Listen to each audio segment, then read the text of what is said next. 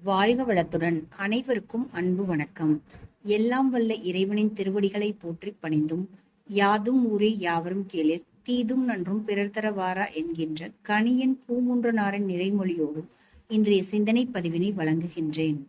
வைகறை வைரங்களில் இன்று நாம் காணவிருக்கும் சிந்தனை வைரம் அருண்மொழி தேவனின் அபார அறிவு பகுதி 2.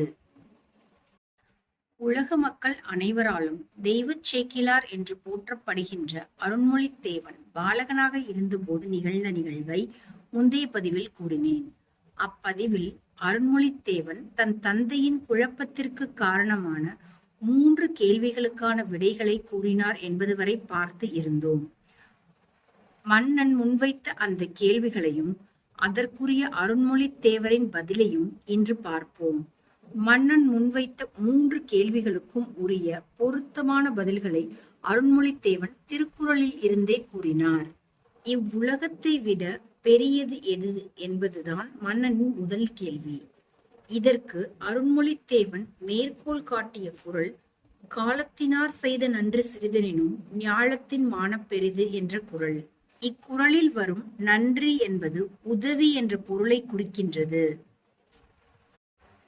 இனி தன்னால் எதுவுமே செய்யவே இயலாது என்ற இக்கட்டான காலகட்டத்தில் கையேறு நிலையில் தவிக்கும் ஒருவனது துயரத்தைக் கண்டு இறங்கி ஓடோடிச் சென்று காலத்தே செய்த ஒருவனின் உதவி அல்லது நன்றி செயல் அளவில் சிறிதாயினும் செயல் செய்யப்பட்ட காலத்தை நோக்கும் கால் அது இந்த உலகத்தை விட மிக பெரிது என்பது குறளின் பொருள். மிகப்பெரிய செல்வந்தனாக அல்லது மிகப்பெரிய கோடீஸ்வரராக இருக்கும் ஒருவர் ஆள் நடமாட்டமே இல்லாத காட்டிற்குள் அகப்பட்டு பசியால் மயங்கி உயிருக்கு போராடும் காலத்தில் அவ்வழியே வரும் வழிப்போக்கன் ஒருவன் நீரும் உணவும் கொடுத்து அவனை காப்பாற்றுகின்றான்.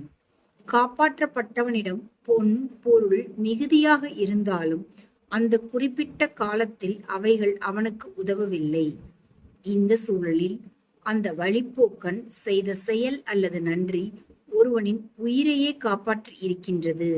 வழிப்போக்கனின் செயல் அல்லது உதவி தோற்றத்தில் அல்லது அளவில் சிறிதாயினும் அது விளைவித்த பலன் அளப்பரியது.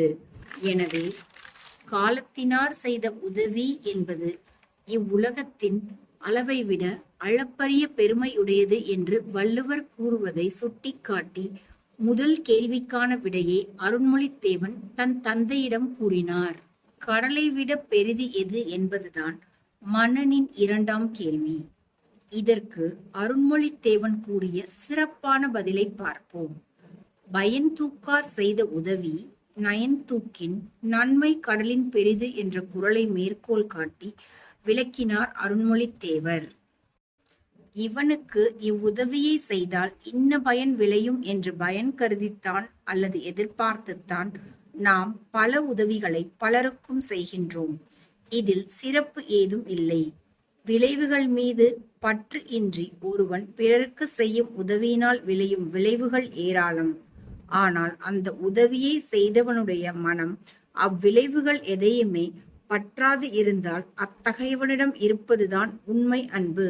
பிற அனைத்தும் பாசாங்குகள் என்பதை இக்குறள் வலியுறுத்துகின்றது. பயன் கருதாமல் விளைவுகள் மீது பற்றில்லாமல் உதவி செய்பவனுடைய பெருமை கடலை விட பெரிது என்று வள்ளுவர் கூறுவதாக அருண்மொழித்தேவர் விளக்கினார்.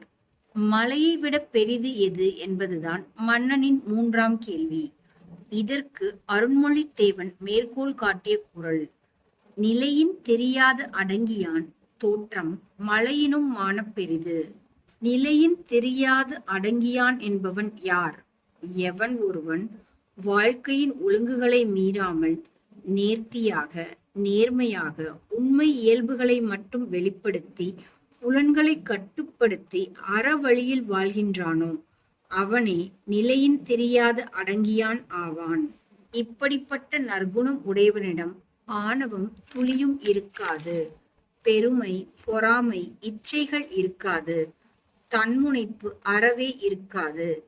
இப்பண்புகளை உடையவனுடைய தோற்றமானது மிக பெரிதாக கருதப்படும். மலையை விட பெரிது மட்டுமல்ல, மலையை விட உறுதியானதும் கூட என்று குறள் கூறுகிறது.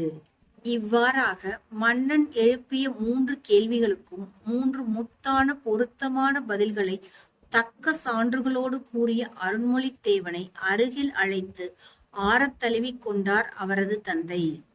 தன் மைந்தனின் அபாரமான சிந்தனை திறனையும் கல்வி அறிவினையும் எண்ணி எண்ணி பூரித்தார் அருண்மொழித்தேவனின் தந்தை. அருண்மொழித்தேவன் கூறிய குறள்கள் அனைத்தும் அமைச்சரான அருண்மொழித்தேவனின் தந்தைக்கும் தெரியும். ஆனால் அந்த அறிதலை தக்க சமயத்தில் பயன்படுத்த முடியாமல் இருந்தார். எவ்வளவுதான் அறிவு இருந்தாலும் குழப்பமான மனநிலையில் நம் இயல்பான அறிவு மங்கிவிடுகின்றது என்பதற்கு இச்சம்பவம் ஒரு நல்ல சான்று. அவன் அருளாலே அவன் தாள் வணங்கி என்று மாணிக்கவாசகர் கூறிய கூற்றின் உண்மை தற்போது நன்கு விளங்குகின்றது. மேலும் அம்மையப்பரின் அருளின்றி அறிவு கூட வெளிப்படாது என்பதும் புரிகின்றது. அடுத்த நாள் அருண்மொழித்தேவன் கூறிய பதில்களை மன்னரிடம் கூறினார் அருண்மொழித்தேவனின் தந்தை. தன் முதல் அமைச்சரின் பதில்களை கேட்ட மன்னன் மிகவும் மகிழ்ந்து பொன்னும் பொருளும் அளித்து பாராட்டினான். அருண்மொழித்தேவனின் தந்தை மன்னனை நோக்கி, மன்னா, இந்த பதில்கள் அனைத்தும் நான் ஆராய்ந்து கூறிய பதில்கள் அல்ல. இவைகள் அனைத்தும் என் மைந்தனான அருண்மொழித்தேவனின் பதில்கள் என்று கூறியதும் ஆச்சரியத்தின் உச்சத்திற்கே சென்றான் மன்னன். இவ்வளவு சிறிய வயதில் இத்தகைய அபார அறிவு திறனா என்று வியந்த மன்னன் உடனே அருண்மொழித்தேவனை அரண்மனைக்கு அழைத்து வர பல்லக்கு அனுப்பி அரச மரியாதையுடன் அழைத்து வர ஏற்பாடு செய்தார். அருண்மொழித்தேவனின் அறிவு திறனுக்கு மரியாதை செய்ய விரும்பிய மன்னன் அருண்மொழித்தேவனை நோக்கி வணங்கி ஒரு விண்ணப்பத்தை வைத்தார். என்னுடைய அரசாட்சியில் உன் தந்தை உட்பட ஏராளமான அமைச்சர்கள் உள்ளனர்.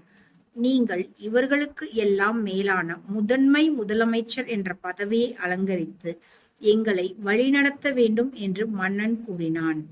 இதன் பிறகு நடந்த சம்பவங்களை விரித்து கூறினால் அது சேக்கிழார் பெருமானின் வாழ்க்கை வரலாற்றை விவரிப்பதாக அமைந்துவிடும் என்பதால் இக்கருத்துக்களோடு இன்றைய நாள் பதிவினை நிறைவு செய்கின்றேன். எல்லா உயிர்களும் இன்புற்றிருக்க நினைப்பதுவே அல்லாமல் வேறொன்றறியேன் பராபரமே என்கின்ற தாயுமான சுவாமிகளின் நிறைமொழியோடு இன்றைய நாள் பதிவினை நிறைவு செய்கின்றேன். அனைவருக்கும் நன்றி. வணக்கம். வாழ்க வளத்துடன்.